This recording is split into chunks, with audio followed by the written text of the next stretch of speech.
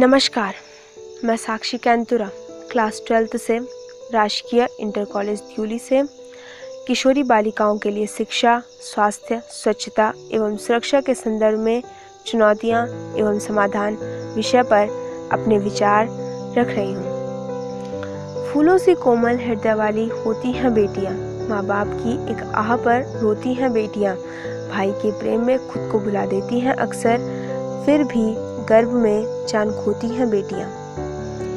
यदि हम विकसित देशों की सूची पर नजर डालें तो ज्ञात होता है कि आज वही राष्ट्र विकसित हैं जिन राष्ट्रों में महिलाओं के स्वास्थ्य, शिक्षा और सुरक्षा को प्राथमिकता दी गई है। किशोरी बालिकाओं को न केवल शिक्षा के साधन उपलब्ध कराए गए हैं बल्कि उन्हें हर क्षेत्र में अवसर भी प्रदान किया गया है। ग्लोबल जेंडर गैप रिपोर्ट 2021 के अनुसार लिंगानुपात के मामले में 156 देशों की सूची में भारत को 140वां स्थान प्राप्त है।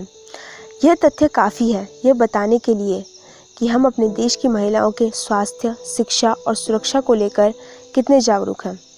किशोरावस्था में जहां एक किशोरी शारीरिक व मानसिक परिवर्तन से गुजर रही होती है, दूसरी ओर शिक्षा का अभाव उसकी मुश्किलें बढ़ा देता है।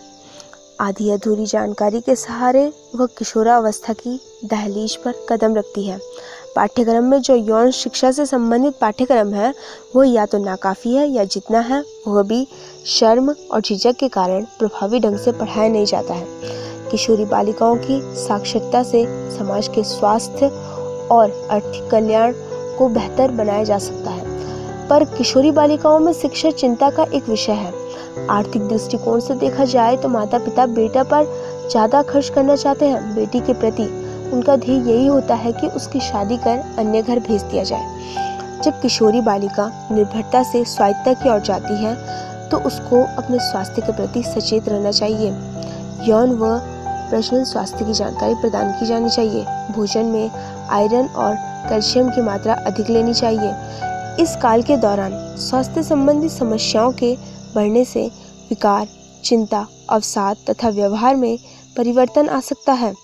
एक अन्य समस्या किशोरी बालिकाओं में यह भी महसूस की जाती है कि जब उन्हें मासिक धर्म होते हैं तो वो छुपाती हैं और शर्माती हैं, क्योंकि ये विचारधारा, ये मानसिकता उसके दिमाग में घर कर गई है कि आज भी शिक्षित होने के बावजूद भी हम मासिक धर्म को एक स्वाभाविक प्रक्रिया के रूप में नहीं लेते हैं।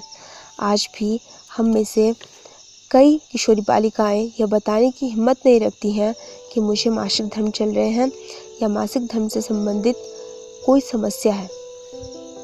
इसका परिणाम यह होता है कि वह किशोरी इनसे संबंधित विचारधाराओं के कारण किसी को बता नहीं पाती है तो वो कई स्वास्थ्य संबंधी समस्याओं से स्वयं ही जूझती रहती है और कई सारी बीमारियों का शिकार भी हो जाती है। यहाँ पर मैं एक बात की तरफ मैं आपका ध्यान आकर्षित करना चाहती हूँ कि बालिका की स्वच्छता की आवश्यकता बालकों की स्वच्छता से अलग है।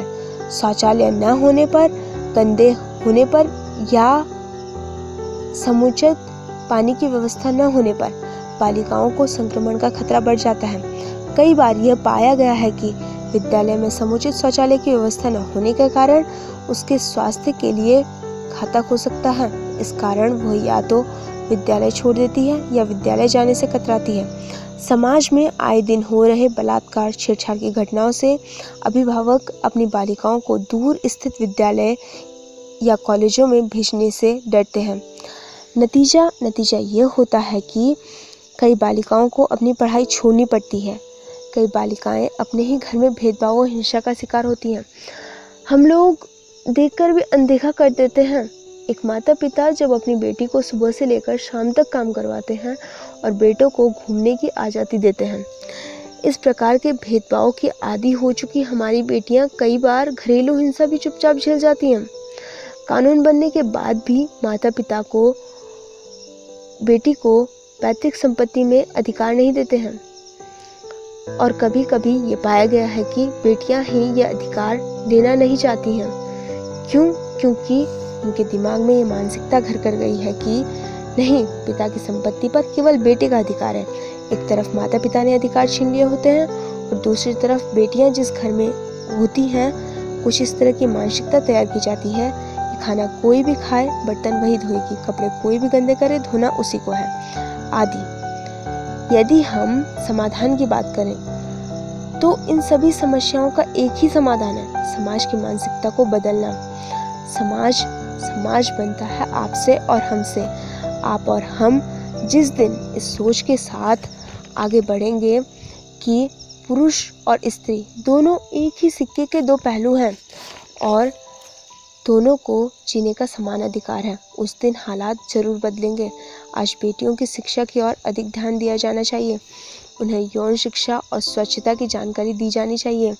उनके भोजन में संतुलित आहार के साथ कैल्शियम और आयरन अधिक शामिल किया जाना चाहिए।